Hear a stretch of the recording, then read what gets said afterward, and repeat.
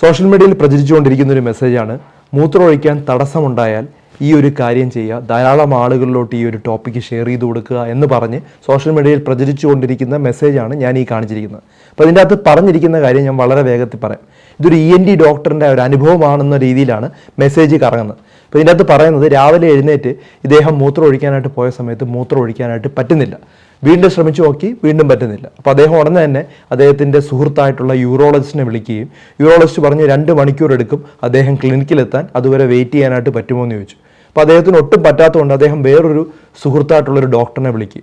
ആ ഡോക്ടർ പറഞ്ഞു, നിങ്ങൾ ചെയ്യേണ്ടത് നിവർന്ന് നിന്നതിന് ശേഷം മുകളിലോട്ടൊരു 10-15 പ്രാവശ്യം ചാടുക, കൈ മാങ്ങ പറിക്കുന്നത് പോലെ ഇങ്ങനെ മുകളിലോട്ട് പിടിക്കേണ്ടതാണ് എന്ന രീതിയിൽ. അപ്പോൾ ഇദ്ദേഹം ആദ്യം ഒരു ഡൗട്ട് തോന്നിയെങ്കിലും ഇദ്ദേഹം ഇത് ചെയ്യാനായിട്ട് തീരുമാനിച്ചു. 10 പ്രാവശ്യം ചാടിയപ്പോൾ തന്നെ അദ്ദേഹത്തിന് മൂത്രം ഒഴിക്കാനായിട്ട് പറ്റി എന്നാണ് ആ ഒരു മെസ്സേജിൽ പറയുന്നത്. അപ്പോൾ അതുകൊണ്ട് തന്നെ പ്രായമുള്ളവർക്ക് ഈ ഒരു മെസ്സേജ് വളരെ ഹെൽപ്ഫുൾ ആയിരിക്കും. ധാരാളം ആളുകൾക്ക് ഇത് ഷെയർ ചെയ്ത് കൊടുക്കും എന്ന രീതിയിലാണ് ഈ മെസ്സേജ് കറങ്ങുന്നത്. ഇത് ചെയ്യുന്നതുകൊണ്ട് ഒരു കുഴപ്പമില്ല, പക്ഷേ ഇത് ചെയ്തത് കൊണ്ട് പ്രത്യേകിച്ചൊരു ഗുണം ഇതിൻ്റെ അകത്ത് കാണുന്നൊന്നുമില്ല. ഇത് ശാസ്ത്രീയമായി തെളിയിക്കാത്തൊരു കാര്യമാണ് ഈ ഒരു മെസ്സേജിൽ പറഞ്ഞിരിക്കുന്നത്. അപ്പം നമുക്കിന്ന് മൂത്രം ഇത്തരത്തിൽ തടസ്സമുണ്ടായാൽ എന്തൊക്കെ കാരണങ്ങൾ കൊണ്ടാണ് എന്ന് വിശദമായിട്ട് നോക്കാം. ആദ്യത്തെ കാരണം എന്ന് പറഞ്ഞാൽ ബ്ലോക്കാണ്. എന്തൊക്കെ ബ്ലോക്ക് ഉണ്ടാവാം? നമ്മുടെ പ്രോസ്റ്റേറ്റ് എന്നുള്ള ഗ്രന്ഥി, പ്രത്യേകിച്ചും ആണുങ്ങളിൽ, ഈ ഒരു യൂറിത്രയുടെ ഈ ഭാഗത്താണ് ഇരിക്കുന്നത്. അപ്പോൾ പ്രോസ്റ്റേറ്റ് വലുതായാൽ ഈ യൂറിത്രയിൽ കംപ്രസ് ആവും, പ്രസ് ചെയ്ത് പിടിക്കാം. അങ്ങനെ വന്നു കഴിഞ്ഞാൽ നമ്മൾ എന്ത് സംഭവിക്കും? മൂത്രം പുറത്തോട്ട് പോകില്ല. അപ്പോൾ അതാണ് ഒരു കാരണം. രണ്ടാമത്തെ കാരണം എന്ന് പറഞ്ഞാൽ, നമുക്ക് ഒരു കല്ലുണ്ടായിട്ടുണ്ട്. ആ കല്ല് കിഡ്നിയിൽ നിന്ന് താഴോട്ടിറങ്ങി യൂറിത്രയിൽ, ഈ മൂത്രമൊഴിക്കുന്ന ആ ഒരു കുഴലിൽ വന്ന് ബ്ലോക്ക് ആകുകയോ, അല്ലെങ്കിൽ നമ്മുടെ യൂറിനറി ബ്ലാഡറിൽ ഒരു വലിയ കല്ല് വന്ന് ബ്ലോക്കായി ഇരുന്ന് കഴിഞ്ഞാൽ അപ്പോഴും മൂത്രം പുറത്തോട്ട് വരില്ല, ബ്ലോക്ക് ഉണ്ടാകാം. മൂന്നാമതായിട്ട് യൂറിനറി ഇൻഫെക്ഷൻ ഉണ്ടാകുകയാണ്.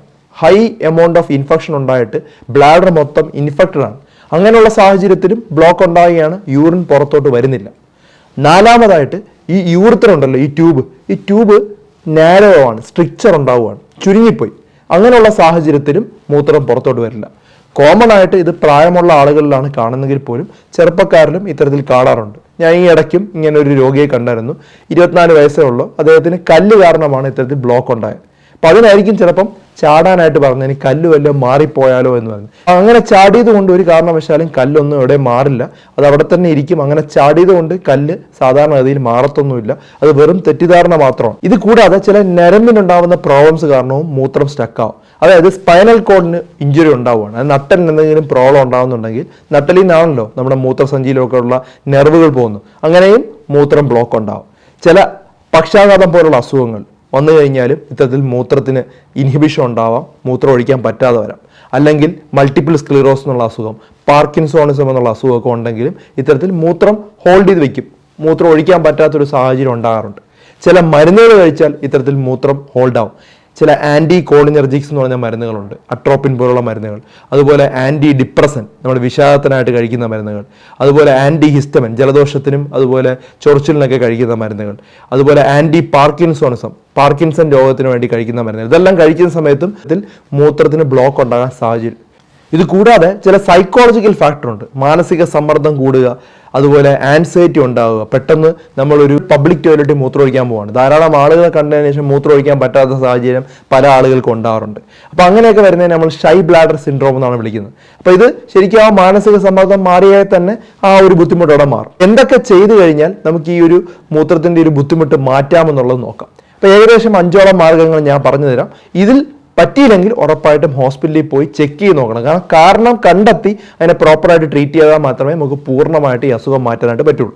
അപ്പോൾ ആദ്യമായിട്ട് ചെയ്യാൻ പറ്റുന്നത് പറഞ്ഞാൽ, നമ്മൾ ടോയ്ലറ്റിൽ പോയി ഇരുന്നതിന് ശേഷം ഒരു ടാപ്പ് തുറന്ന് വിടുക. ടാപ്പ് തുറന്ന് ബക്കറ്റിലോട്ട് വെള്ളം വീഴുന്ന ആ സൗണ്ട് നമ്മളെ സ്റ്റിമുലേറ്റ് ചെയ്യുമെന്നാണ് പറയുന്നത്. നമ്മൾ ബുക്കുകളിലൊക്കെ പഠിക്കുന്ന ആദ്യത്തെ ഒരു റെമഡിയാണത്. പൈപ്പ് തുറന്ന് നമ്മൾ ഈ ഒരു ബക്കറ്റിലോട്ട് വെള്ളം ഒഴുകുന്ന സൗണ്ട് കേൾക്കുമ്പോൾ മൂത്രം ഒഴിക്കാനുള്ള സാധ്യത കൂടുമെന്നുള്ളത്. പിന്നെ അതുപോലെ തന്നെ ഇരുന്ന് സാവധാനം ശ്വാസം എടുക്കുക. വളരെ ഡീപ്പായിട്ടുള്ള ബ്രെത്ത് എടുത്തു കഴിഞ്ഞാൽ നമ്മൾ റിലാക്സ് ആകുകയും മൂത്രം ഒഴിക്കാനുള്ള സാധ്യത കൂടുകയും ചെയ്യും. ചില പൊസിഷനിലോട്ട് മാറിക്കഴിഞ്ഞാൽ ചില മൂത്രം ഒഴിക്കാൻ വേണ്ടി ഹെൽപ്പ് ചെയ്യും. അതിനാണ് ഫ്രണ്ടിലോട്ട് കുനിഞ്ഞു നിന്നോ അല്ലെങ്കിൽ ഇരുന്നതിന് ശേഷം കുറച്ച് സമാധാനമായിട്ട് ഇരുന്ന് കഴിഞ്ഞാൽ മൂത്രം വരാനുള്ള സാധ്യതയുണ്ട്. ഇതുപോലുള്ള എന്തെങ്കിലും മരുന്നുകൾ കാരണമാണ് മൂത്രം ഒഴിക്കാൻ ബുദ്ധിമുട്ടുണ്ടെങ്കിൽ ആ മരുന്ന് ഡോക്ടറോട് ചോദിച്ച് അതിൻ്റെ ഡോസ് കുറയ്ക്കുകയോ അല്ലെങ്കിൽ അത് നിർത്തലാക്കുകയോ ചെയ്യാം. പിന്നെ ചെറിയ ചൂടുവെള്ളത്തിൽ കുളിക്കുന്നത് വളരെ നല്ലതാണ്. ചെറിയ ചൂടുവെള്ളത്തിൽ കുളിക്കുന്ന സമയത്ത് പെൽവിക് ഫ്ലോറിന്റെ മസിൽസ് ഒന്ന് റിലാക്സ് ആകുകയും മൂത്രം പുറത്തോട്ട് വരികയും ചെയ്യും. പെൽവിക് ഫ്ലോർ മസിൽ ഡിസ്ഫങ്ഷൻ കാരണം ചില ആളുകളിൽ മൂത്രമൊഴിക്കാൻ പറ്റാത്തതുണ്ട്. അവർക്ക് പെൽവിക് ഫ്ലോർ മസിൽ എക്സസൈസ് ഉണ്ട്, അത് ഡോക്ടറോട് ചോദിച്ച് നിങ്ങൾക്ക് പഠിക്കാവുന്നതാണ്. അങ്ങനെയുള്ള പ്രോബ്ലം ഉള്ള ആളുകൾക്ക് അത് വളരെ എഫക്റ്റീവ് ആയിട്ടുള്ള ട്രീറ്റ്മെന്റ് ആണ്. ഇനി കല്ലുണ്ടെങ്കിൽ കല്ലിനുള്ള ട്രീറ്റ്മെന്റ് എടുത്തേ പറ്റൂ. യൂറിനറി ഇൻഫെക്ഷൻ ഉണ്ടെങ്കിൽ യൂറിനറി ഇൻഫെക്ഷന്റെ ട്രീറ്റ്മെന്റ് എടുക്കണം. പ്രോസ്റ്റേറ്റ് വലുതായിട്ടുണ്ടെങ്കിൽ അതിന് കുറയാനുള്ള മരുന്ന് കൊടുക്കേണ്ടി വരും.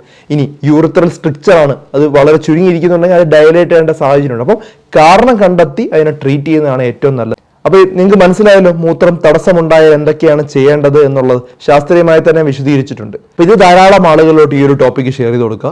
കുട്ടമ്പായിക്ക് പറ്റിയ അബദ്ധം എന്ന് പറഞ്ഞു കഴിഞ്ഞാൽ ഈ ഒരു സോഷ്യൽ മീഡിയയിലെ മെസ്സേജ് വായിച്ച് അദ്ദേഹം എല്ലാം വിശ്വസിക്കുന്ന ഒരാളാണ്. ഇദ്ദേഹം ഈ മൂത്ര തടസ്സം ഉണ്ടായ സമയത്ത് ഇപ്പോഴും ചാടിക്കൊണ്ടിരിക്കുന്നതാണ് അറിയാൻ കഴിഞ്ഞത്. 100 പ്രാവശ്യത്തിൽ കൂടുതലായി അദ്ദേഹം ചാടാൻ തുടങ്ങിയിട്ട് ഇതുവരെ മൂത്രം വന്നിട്ടില്ല.